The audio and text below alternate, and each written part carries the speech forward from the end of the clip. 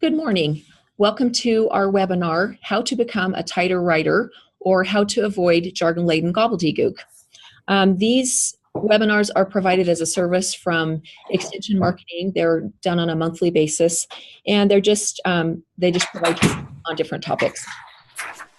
I'm Julene Reese, and I am a public relations specialist for Extension, where I do writing and editing and media relations.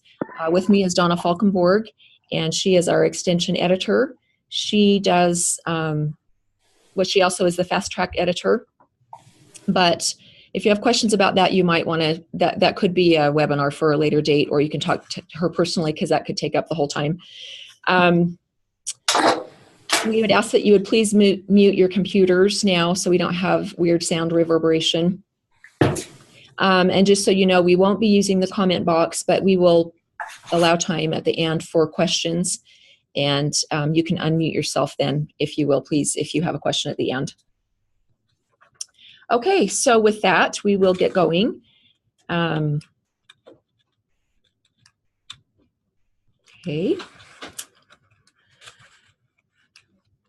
We have one technical thing here, just a second.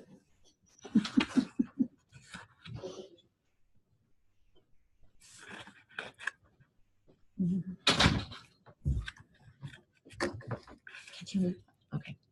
All right. Thank you. We got that worked through. Our clicker wasn't working, so here we go. We're here because we think writing is exciting.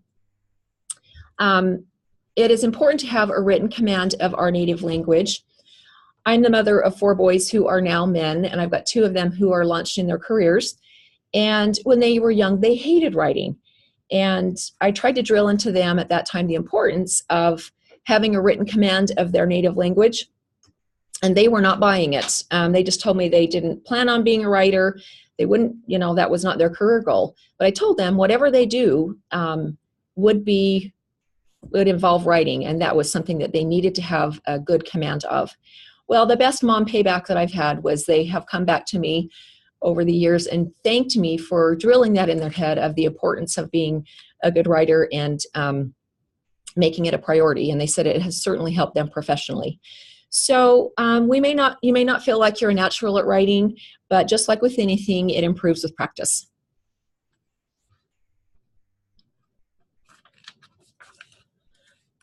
Here is a quote that our friend and colleague Lynette has as the tagline for her emails. It says, "I don't think writers are sacred, but words are. They deserve respect. If you get the right ones in the right order, you might nudge the world a little."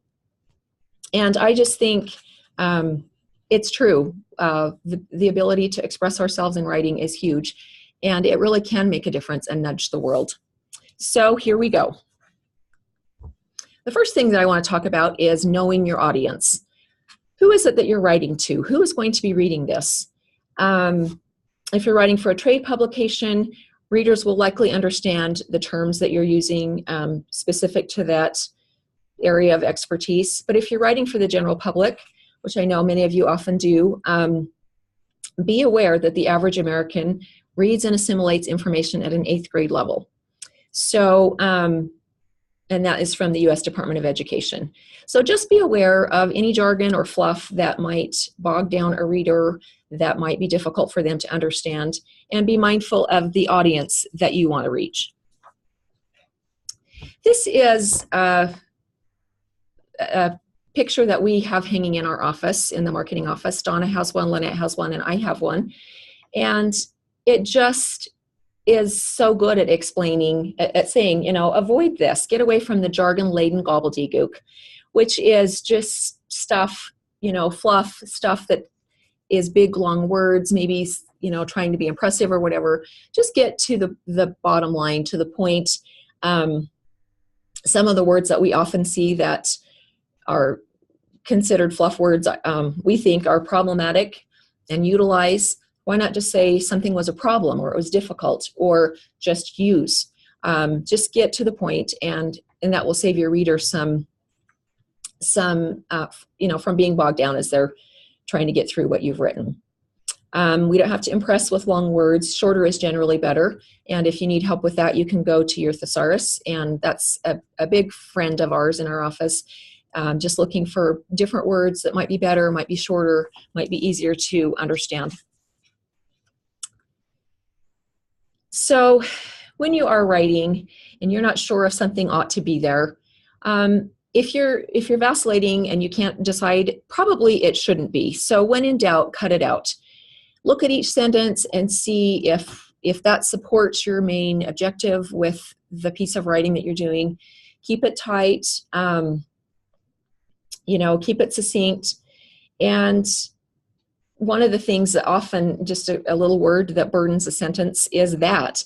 A lot of times we see people saying, who is it that you want to see, or something like that. And you can just take out the that. Who is it you want to see? That gets you to your point quicker and clearer.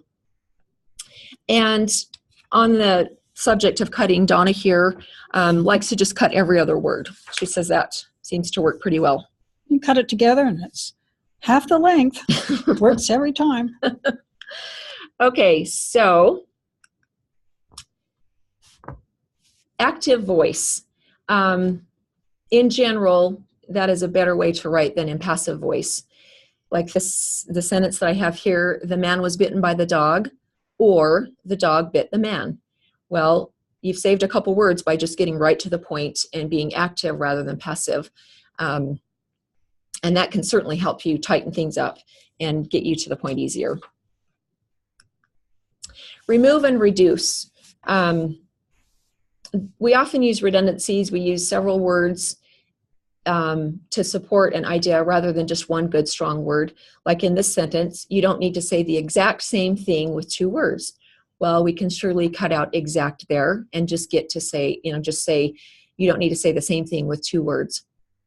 So perhaps you could pick, if you've got several words, pick the strongest one that supports your point the best and ditch all the other ones, and don't be redundant. Just get right to the point, and that will help you be tighter in your writing for sure. Also, prepositions. The problem with prepositions is that they need a lot of friends. They need words to go with them to help them to support the sentence. So in this case, we have the class of the professor. If you cut the preposition there, it's just the professor's class. You've cut a couple words, you've tightened up, and you've gotten to the point quicker and in a more clear way. Okay, we have lots of editing that comes through our office, and this is a real-life example. For many people, it is an enjoyable experience to determine which variety of apple they would like to purchase in the season. So, how would you cut this if you were going to? And if there are any of you out there in the audience who would like to unmute yourself and try it, we'd welcome that. You can look it over for a second.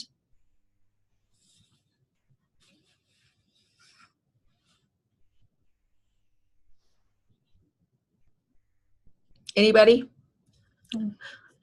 Okay. Well, I'll just tell you what I did then.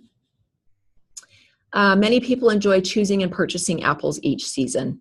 So we have cut, let's see, the first 11 words, we've cut those down to 3.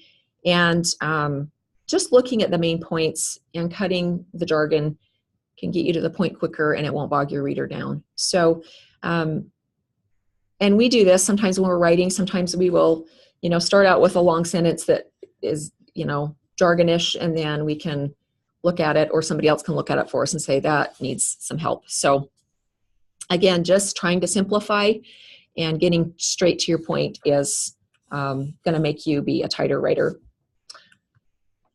Okay, so if you are a user of Twitter, you know that it restricts the word count. It used to be 140 characters, and now it's 280. But even so, that's still only 3 lines.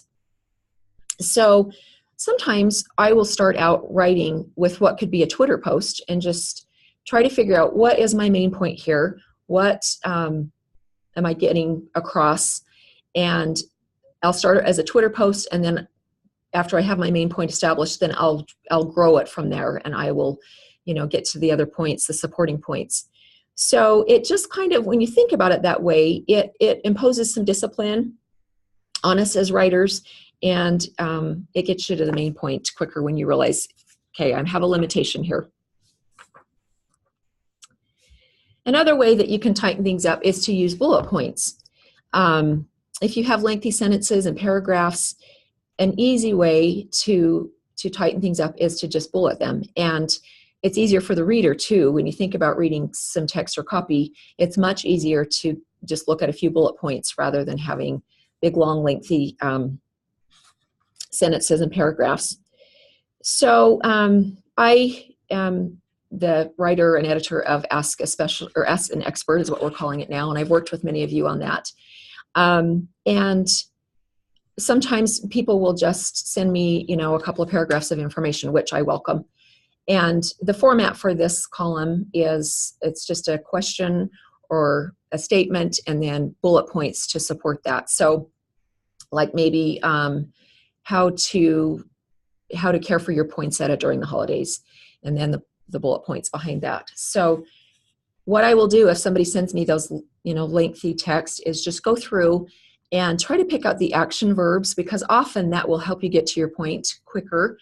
And action words make, a great bullet point. So that's a good place to start. And it's easy to make your text more concise and understandable from there. And I also would like to just do a little plug for Ask an Expert. I do it once a week, and I'm always looking for new topics. So if you have a topic that you think would lend itself well to that format, the column goes to all of the weekly papers around the state as well as the daily. We also have a editor from KSL TV that likes to get copies of it as well, and we've had some stories that have come from that. So just be aware of that, and I'm happy to, if you do just have the sentences or the paragraphs, I'm happy to pare that down and put it into our format. So if that is of interest to you, just shoot me an email and let me know what your topic is, and I would be happy to work with you on that. Another thing that we can do when we're trying to tighten up is to reduce examples. When you're cutting the material, sometimes we have things to look for, might be lists. Sometimes we have too much evidence, as like maybe we have several examples of something when really one or two would support what we needed to get across just as well. So that might be a place you can look through your text and see if there's a place that you can reduce your copy. Another thing that we are big fans of in our office is infographics and charts. They are a great way to show statistics rather than making the reader slog through it on the copy. And I think slog isn't a real word, but it's a word I like. And I think it's pretty easy to understand. You just don't want to have people have to wade through a lot of text. So, and just last week, I was given some copy for the introduction to a magazine that we're doing, and it had two paragraphs that were just full of statistics, which were really good and important to the to the introduction. But it was probably just too much for a reader to get through. So we suggested that maybe at the bottom of the letter we would just include some infographics there to get those statistics across easier. It's easier to see and understand and take it in. So that is another way you can cut.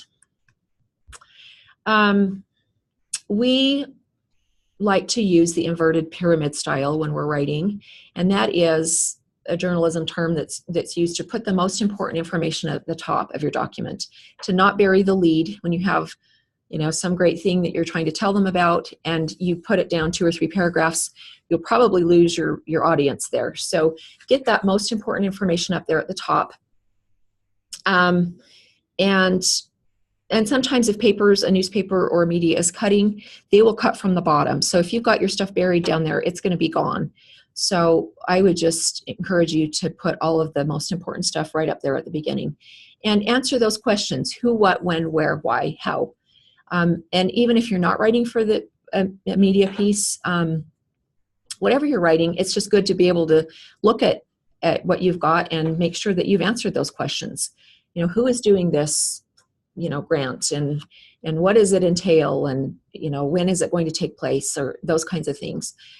Just to clarify that, and if there's a price, if it's an event or something, if you include how much also, it's a good thing to get right in there. And I've also found that those are really great questions to ask your teenager: who, what, when, where, why. Mostly why, because it's probably good to know, make them think about why they're doing whatever they're doing. And anyway, those are some things I actually did ask my teenagers as they were walking out the door: who, what, when, where, why. The next thing I want to talk about is being consistent. Consistency shows that you're professional and that you're careful, and it adds strength to your document. So I know that many of you write for different types of papers and journals or fact sheets or a press release or whatever you're putting information in for that. Pick the style that you're supposed to be writing in and stay with it. Be consistent with it. For instance, with our office, we use mostly AP style, which is Associated Press style. And one of the rules in that writing is the Oxford comma. They do not use it. That's the comma before and in a series. So if you have, for instance, boys, comma, girls, and dogs, you would not have that comma in there. We've had some arguments in our office about the Oxford comma because we really feel like it helps support and clarify to have it there. But with this style that we use most often, they don't use it. So with that said, as we're writing, we need to make sure that, you don't have the Oxford comma in one paragraph and then not in the next. If that's the style you're going with, make sure that you're consistent throughout the document. Also with headers and those kinds of things, maybe paragraph headers, make sure that they're all the same, that they're bulleted the same or indented, or however you're doing that. Just keep it consistent. It makes it easier for the reader. And again, I think it develops, it adds strength to your document and shows that you care. Do you have anything you want to say about that, Donna? Just be consistent. And she is very important. She'll talk about that some a little bit more. But and sometimes maybe you don't have a particular style that you're asked to use. But again, just be consistent. If you're not going to use the Oxford comma, then don't use it in the whole document, and just keep it the same. You can't have too many eyes on your document. And in our office, we try to have at least 2 sets of eyes be on anything that we send out. And that doesn't mean we're perfect. We catch each other's errors, a lot. And so it just ensures that you will have a better document if you have more people looking at it. It also helps if, you get so close to your words and invested in them that you think you have explained it well, and to have somebody else read it that isn't as close to it as you are and say, well, I don't get what you're saying there, or what does this mean? That can be really helpful. And I've had that happen to me before, where somebody's just like, I don't get what you're saying here. And I'm able to have them clarify, and I can go back and try to make that easier to read. So we can't stress enough the importance of having other people look over your work. Get somebody that you trust, that you feel like is, good at that can help you and that can help catch the errors. I'm going to share a story with you about that. We call it the tale of the pantry pest.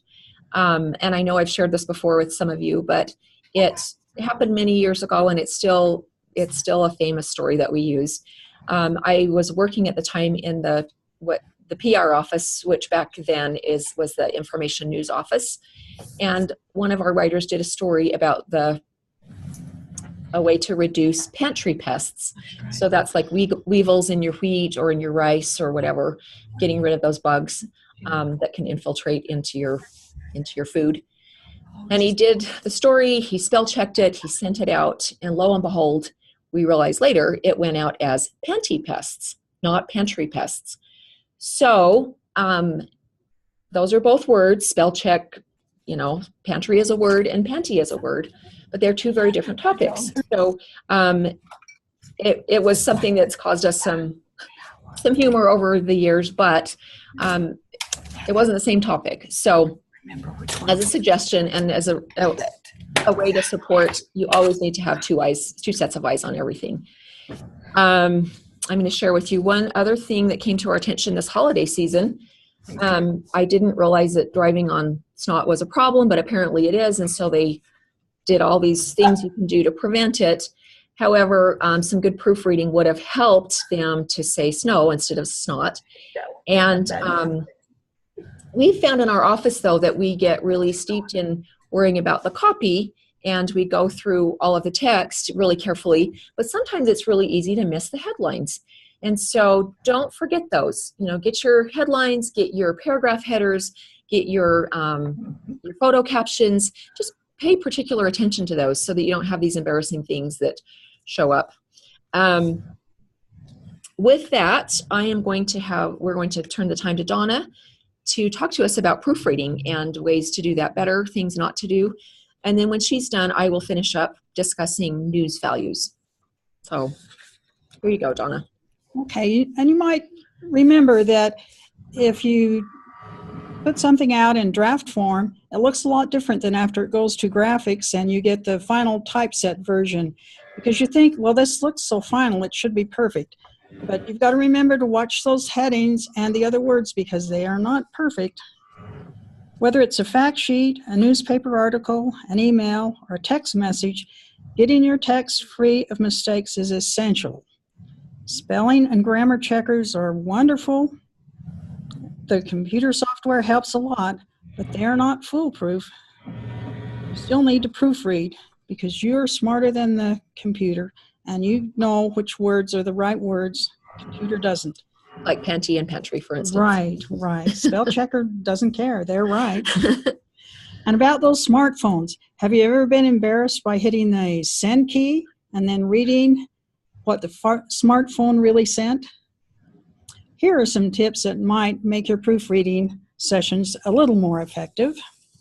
Concentrate. If you're going to spot mistakes, you need to concentrate. That means get rid of distractions and potential interruptions.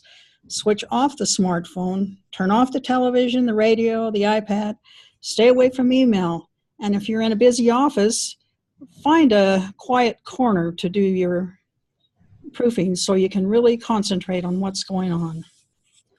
Another hint would be to print it out on paper. People read differently on the screen than they do on paper, so if you print out a hard copy and edit it with a pencil, open your drawer and get out some of those primitive writing implements and put them to good use. You can sharpen that pencil, it still works, and it's a good way to go. And then you can read it out loud. Your ears might catch errors that your eyes have missed.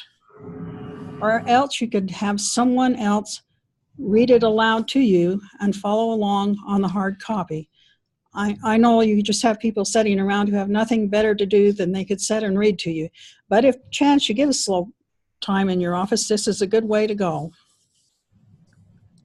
Watch out for homonyms. Homonyms are words that share the same spelling or pronunciation, but they have very different meaning. Switching except with except or complement with complement could be embarrassing, so pay attention to them.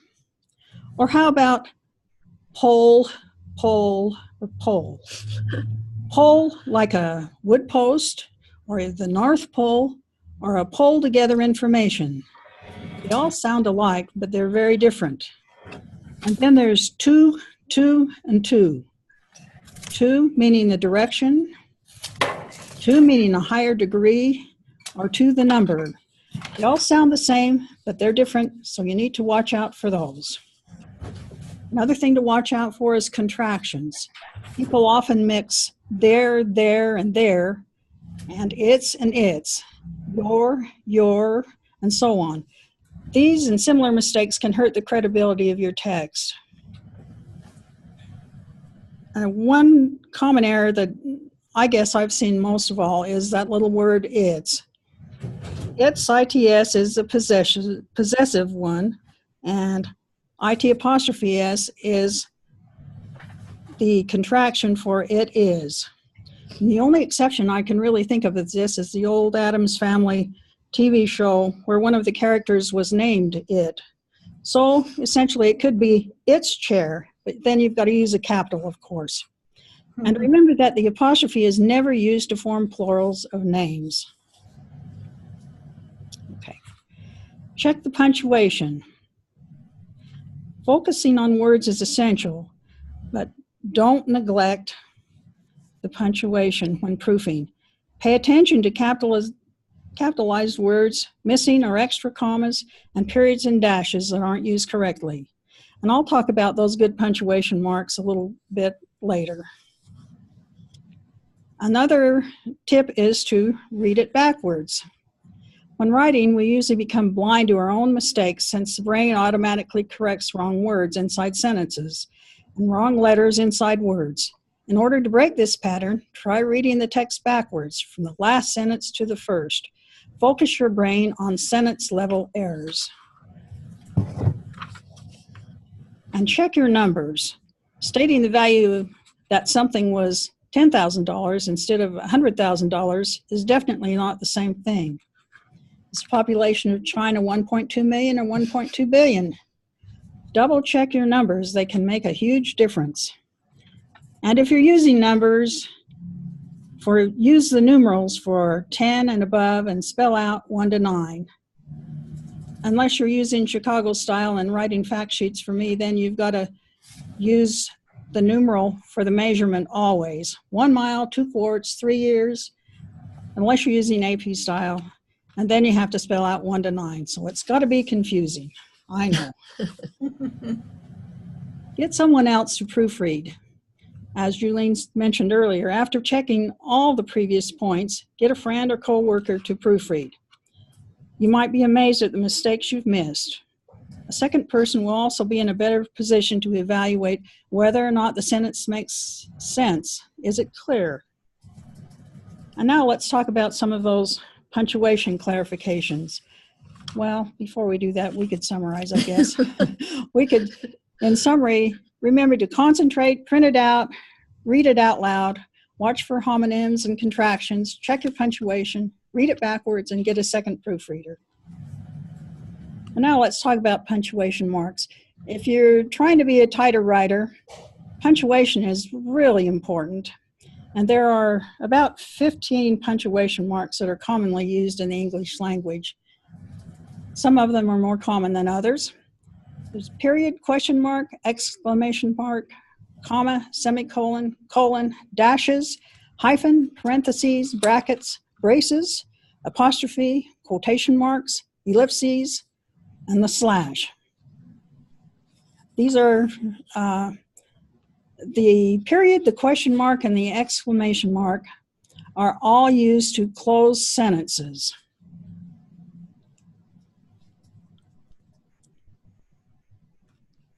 Period is a terminal punctuation, and it is used to indicate the end of the sentence. The question mark is used to mark a query or express an editorial doubt. Why do you ask? An exclamation point is used to mark an outcry or an emphatic or ironical comment. Oh no, I'm very late. But use the exclamation mark very sparingly. We often see overuse of it, which distracts from the content. Hardly ever use it when you're writing a newsletter or a fact sheet, and use it sparingly on posters and flyers. The comma is usually unnecessary when a sentence starts with an independent clause followed by a dependent clause. Let me know if you're not sure about this. No comma would be needed in that sentence. The comma indicates the smallest interruption in continuity of thought or sentence structure. Use commas to offset non-essential words, clauses, and phrases. Who, what, which. A comma is usually unnecessary when the sentence starts with an independent clause followed by a dependent clause. I think we talked about that. Commas usually are not needed when you think they are. Sometimes we overuse them. It's mainly a matter of judgment, but always keep in mind the ease of reading. That's the most important point. Does this make it clear? Does it help the reader? That's what you want to know about commas mostly. The colon has 3 main uses. The first is after a word introducing a quotation or an exclamation or an example of a series. He was planning to study 3 subjects: politics, philosophy, and economics. The second is between independent clauses, when the second explains the first. I didn't have time to get changed. I was already late. And the third is for emphasis. There was one thing she loved more than any other, her dog. Colon also has non-grammatical uses like in time or radio and references. It should always be placed outside quotation marks or parentheses. Semicolon is used to indicate a transition or to mark a more important break in a sentence flow than you'd have if you just used a comma. It should always be used between two parts of a compound sentence when they are not connected by a conjunction. And if you're using a transition word, always use the transition word comma and then a colon before it. I don't know if that makes sense or not. Okay. Hyphens. You should not use in place of dashes. A hyphen is used to join two or more words together to make a compound term, and it's not separated by spaces. For example, part-time, back-to-back, well-known. Hyphens are also used when you're typing and you get to the end of a line and you don't want to leave extra space. You can hyphenate a word at the end of the line. But don't confuse hyphens with dashes. They may look alike, but they're very, very different.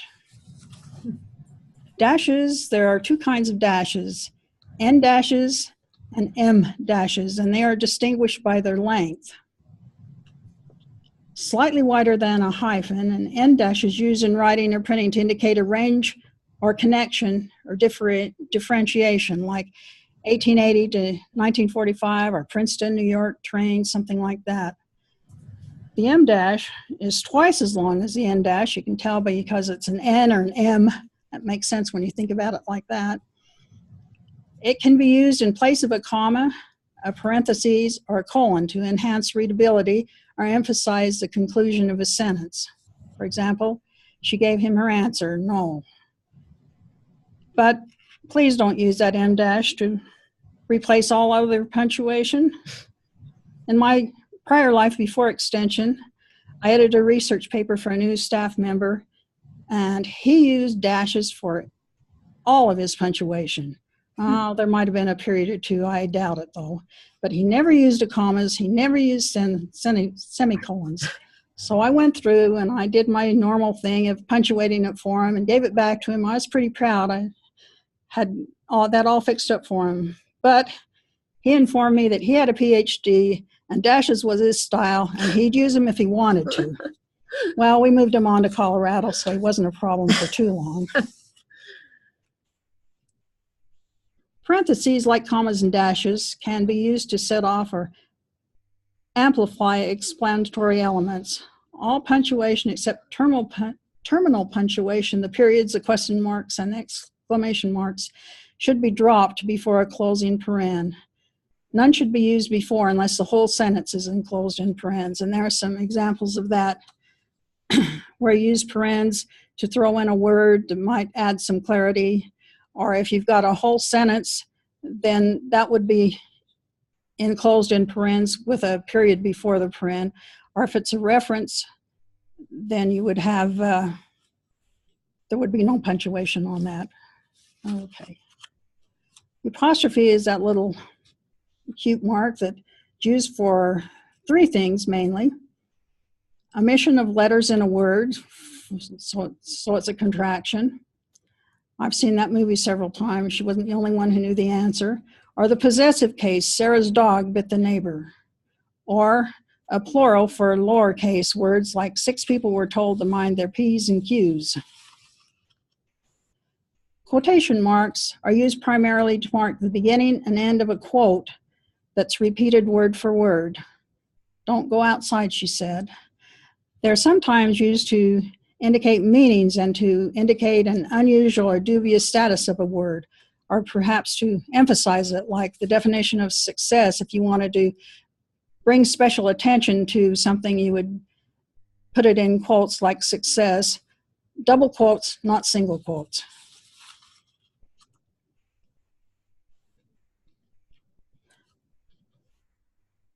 Here are some examples of some quotation marks of the single quote. Marie told her her sister, I saw Mark at the playground, and he said to me, and here you'd put a single quote, Bill started the fight. And I believed him, and then you would end that sentence with a double quote. Because it's a quote within a quote. Yeah, right. It's a quote within a quote. He said, I may never forget your name, but I may forget your name, but I never forget your face. And here are the double quotes for history is stained with the blood spilled by the name of civilization. That would be for emphasis or whatnot. And you would put the period outside of a reference and outside of the quote. And that would be the only time that the period would go outside the quote would be if you had a question. All the other times it would go inside. The ellipses mark is represented by 3 periods with a space between them, or sometimes by 3 asterisks. It's frequently used with quotations when you want to jump from one phrase to another, omitting unnecessary words that don't interfere with the meaning. Or if you're writing a research paper or a newspaper article that has a whole long quote in it and it doesn't all fit in with your what you're trying to get across your point, then you could use an ellipses to shorten that and get rid of the material that you didn't really need. In informal writing, oh, we're not there yet. Sorry. In informal writing, you can also use an ellipses. So it might be used for hesitation or a suspension point. Oh, if she only had, or it doesn't matter now, or I wasn't really, well, what I mean, then you can use it for suspension, but that's mostly an informal writing. That wouldn't be in a formal publication. Now we can talk about brackets and braces. Brackets are used to enclose editorial comments, corrections or exclamations, or comments in quoted material. Braces are also known as curly brackets, and they're used in programming languages mostly, in math expressions and some musical notations. They should never be used in place of parentheses or square brackets, even though they're curly and they are kind of fun to look at. We wouldn't use them very often. Okay, now you can go. A slash is used to indicate periods of time or seasons, such as winter 1970/71, or for per, or sometimes it's used for and or and/or. And this is probably more than you really wanted to know about punctuation. But if you use punctuation in the right way, it can add clarity to your piece and it can help you become a tighter writer. So now we'll go back to Julene and she can close this thing up. Okay. One thing I forgot to mention at the beginning is that Donna has worked for the university for over 50 years. And you can see she's been a great asset to the university and to Extension. And she probably has more institutional memory than I'll bet anybody else on campus. So she remembers. If only I can remember it. But do you have any idea how many university presidents? Weren't you talking about that the other day? Oh, I don't know, at least 5.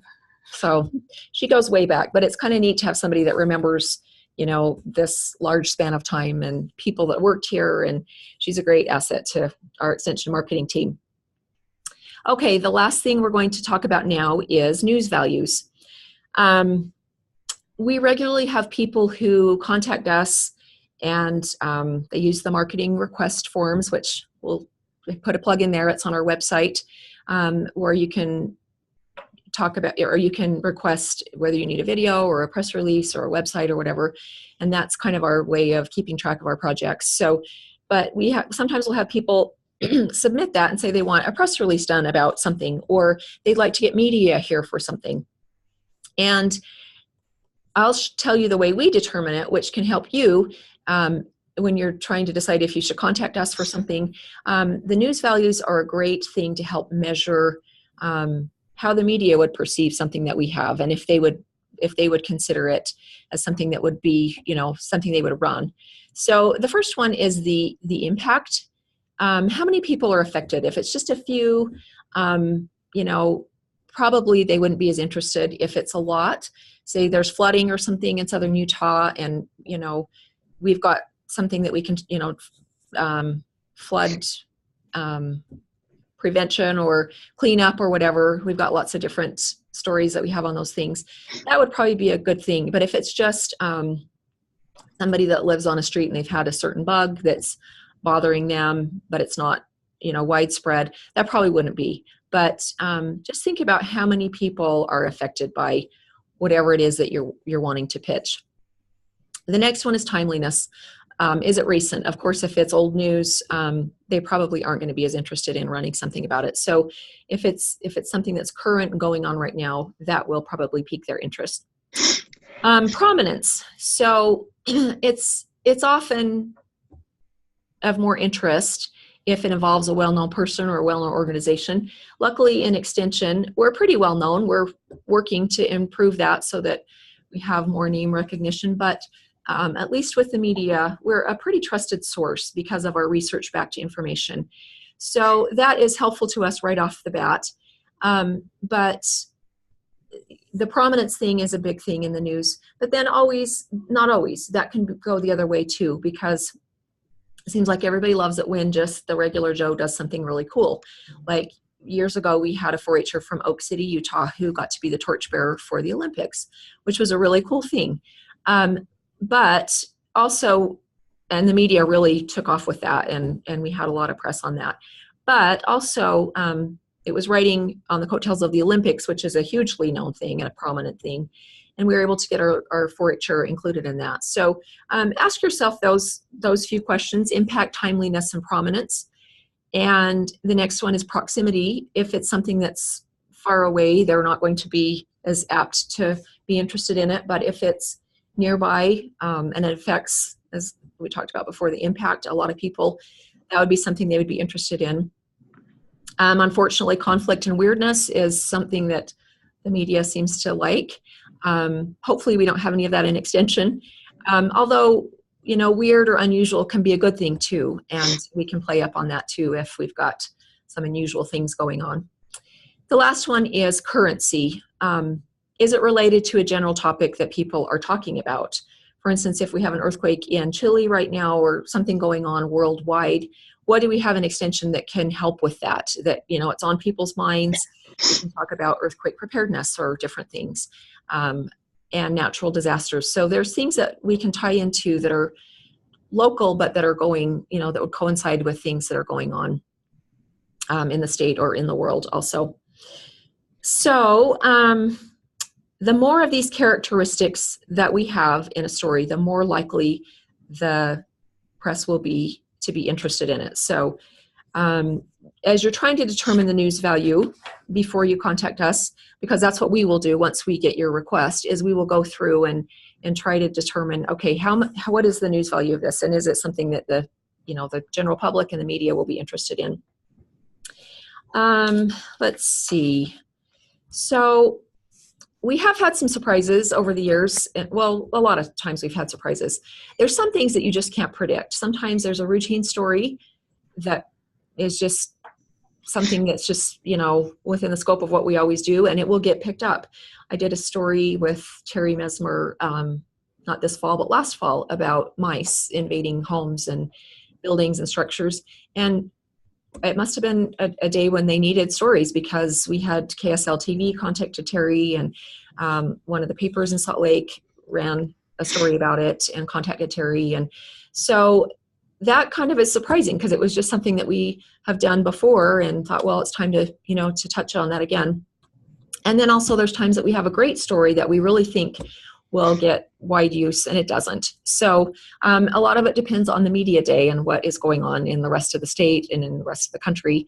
So we can't always predict. Sometimes if it is a busy news day, they'll come back to us and, you know, want to run our information later, but then sometimes they won't. So be aware that we don't have control over those things. We just can do our best by putting out concise, tight information that is well written, that is that goes along with those news values, and then just hope that it's something that they will be interested in.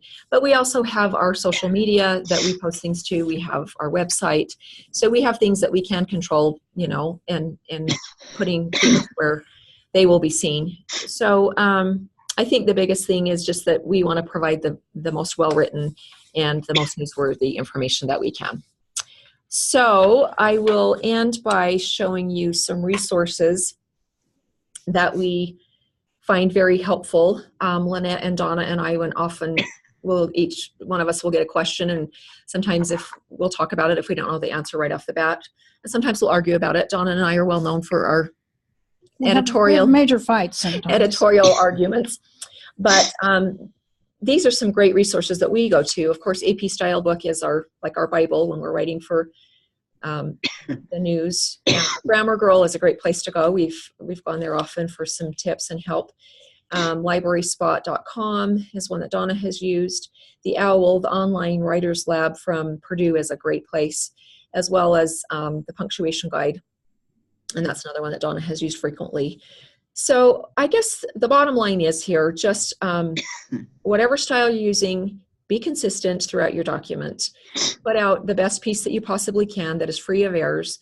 And because we're not all perfect, it's important to get, more eyes on your piece of writing. And just do your best to cut the fluff and to cut the jargon to be a tighter writer. So we appreciate your time and your attention. I will, before we open it up to questions, put in one last plug for Ask an Expert. Again, please contact me if you feel like that is something that you have information that would lend itself to. And I'm happy to work with you because it comes around every week. So, okay, so if you do have a question, please unmute yourself and ask it. And of course, Donna will be happy. She's going to be our question answerer here. Sure.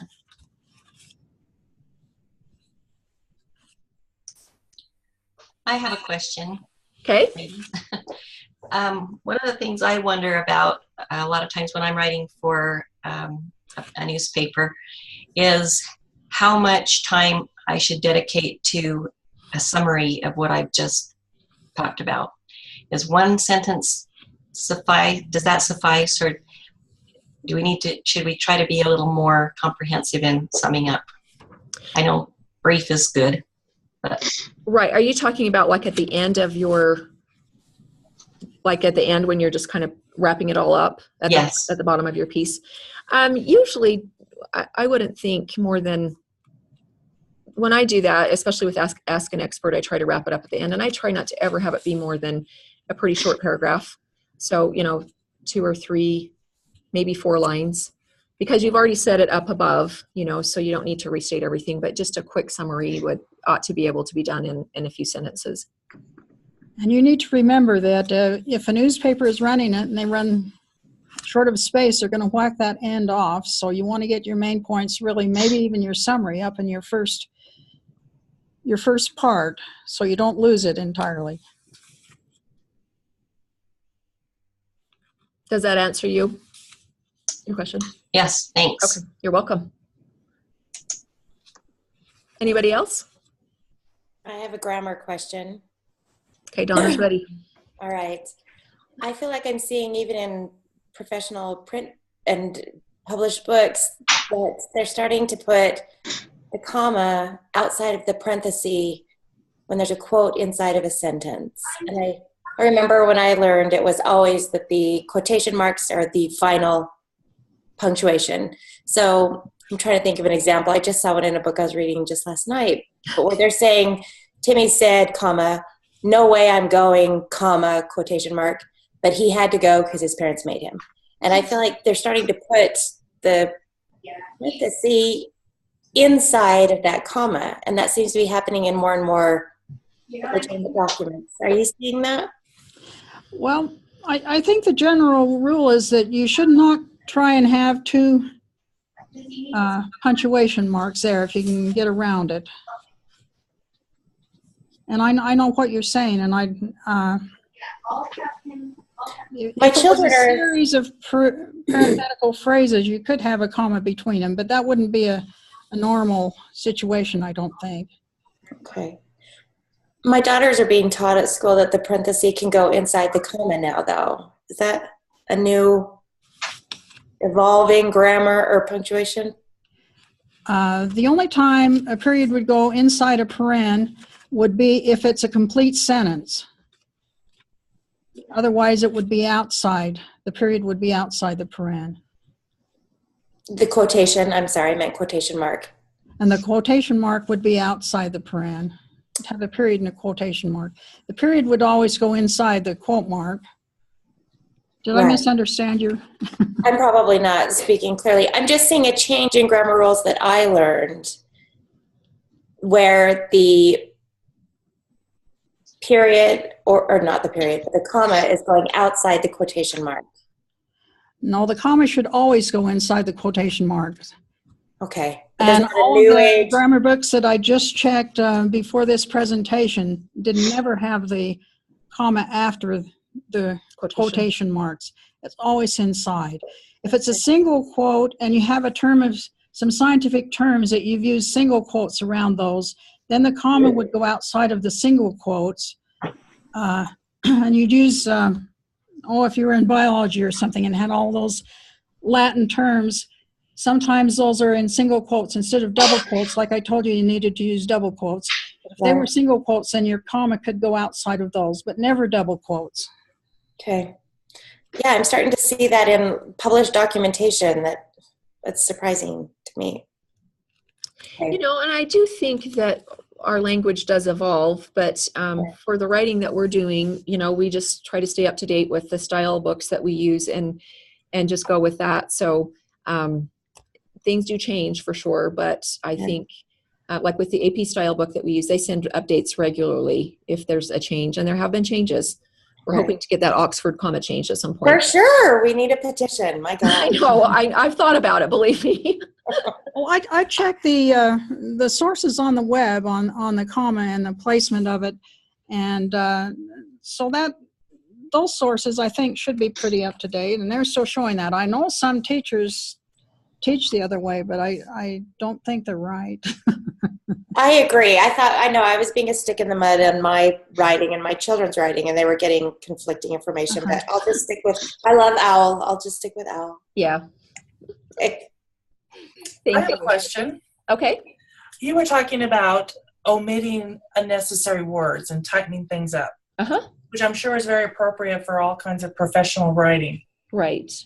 Sometimes I do read articles, maybe magazines and things that seem like they're very flowery, and maybe it's just to kind of set a mood or a scene. When do you know when that's appropriate in your writing and when it's not? You know, I think for any type of feature writing, which we do in you know, in magazines and those kind of things that we write for, you can be more descriptive and you have more space to be a little bit more flowery. But I think generally if it's, you know, like the types of writing that we talked about, a news story or something for a publication, a professional publication, I don't think it hurts every once in a while to show that you're human and maybe have, you know, a little something in there that's descriptive and that might help to explain it better. But I think generally that type of writing is more of a feature. Okay. Okay. And anything you can use that adds clarity to what you're saying would be important too. And clarify what you mean by feature writing. I guess I don't quite even know what that means. It's kind of more of a personal story, you know, like okay. Yeah, like there's a feature section in the newspaper, and I see. Yeah. Okay. Why? Anybody else? I just want to put in a plug for how well you help us. I have a habit of using the phrase "to be able to," and I know that's one of your pet peeve phrases. So thank you. You're welcome. You're welcome. And never say at this point in time. We should do this regularly. This is very good. That's great. And remember, you know, you can always just shoot us an email if you have a question, and we don't always have all the answers, but we have three of us that can fight together, and then if not, we can look it up. So Well, we usually like to fight first. For most of us, it's been a long time since we've been in an English class. Like for myself, it's been many years. So you do forget things, and Sure. Yeah, thank you. You're welcome. Do we have any other last questions? If not, we will wrap up here, and we will have another one of these training seminar next month, and I'm not sure of the topic. We're trading off between technology types of things and writing types of things. So we'll do another writing one, I think, in 2 more months or 3 more months. Oh, I hadn't heard that. Okay. Well, thank you for attending. We appreciate it. And best of luck to you as you work to become a tighter writer. Thank you. It was great. Thanks. Very helpful. Thank you.